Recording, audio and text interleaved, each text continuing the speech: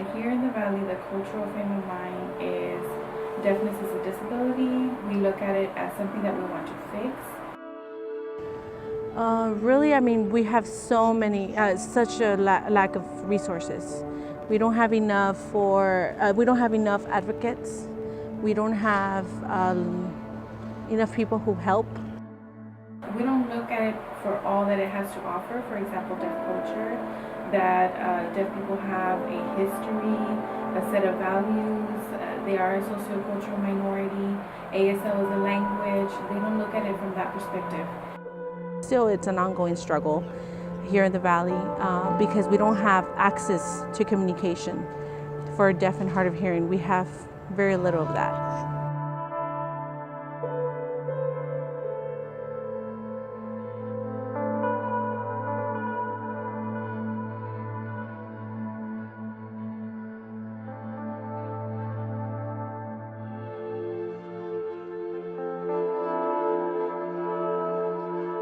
My first language is ASL, and I grew up in the deaf community. I have about 13 deaf and hard of hearing family members, and ever since I can remember, I've always worked in some capacity using ASL or sign language.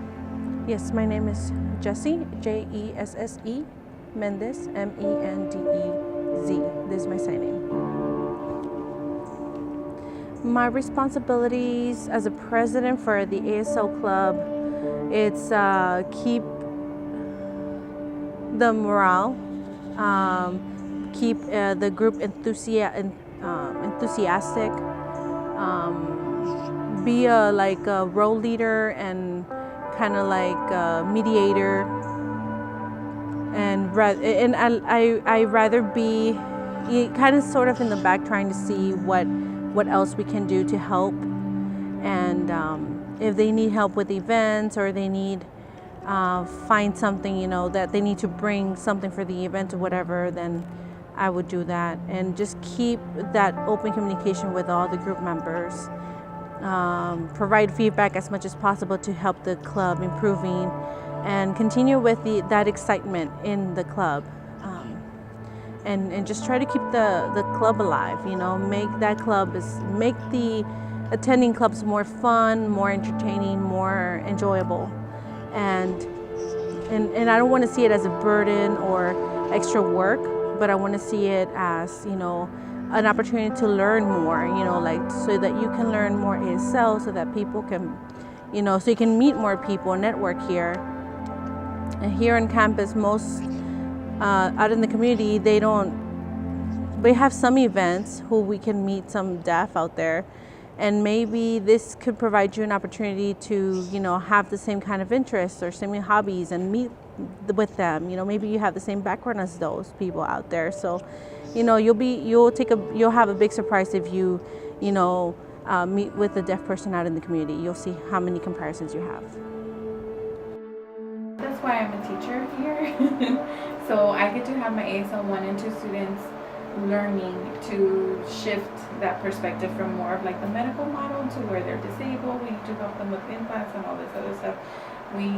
To looking at them as a sociocultural minority and respecting really their rights, their human rights, essentially.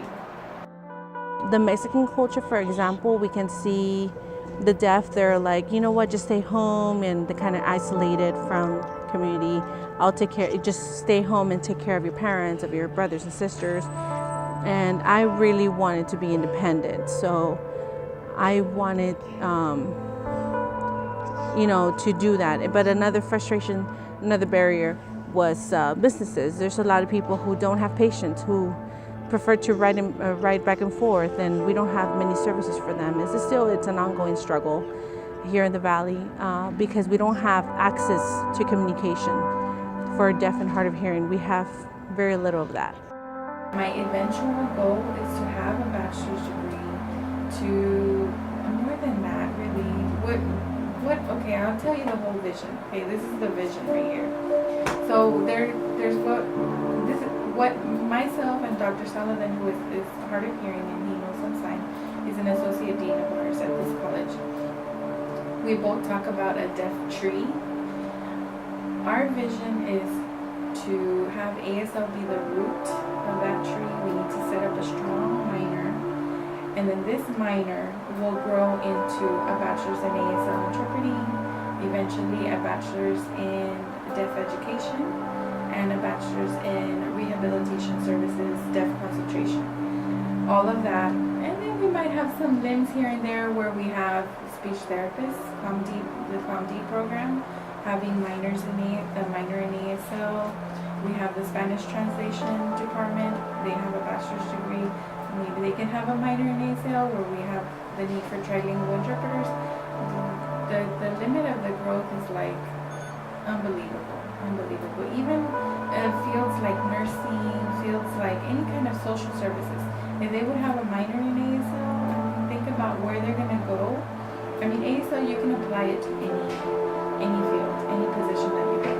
And so that's really, I'm working hard to get this root, this ASL minor set.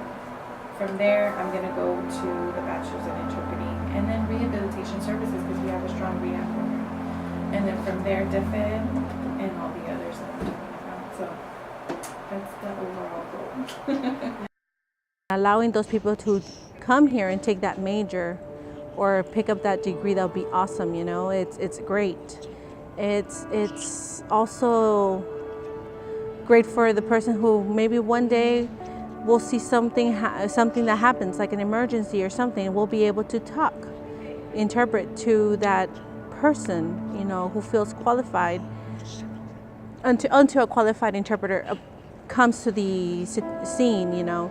At least until then, they will have that communication access, and you know, in any way form, any way that they can provide that kind of communication to the deaf individual, that makes them feel, you know, I'm part of the community, I'm part of a society, instead of being labeled as an outcast, or as different, or as a freak, or as having a disorder. Instead of being viewed negative, you know, in a negative way, then that person feels part of the community, feels encouraged because of that.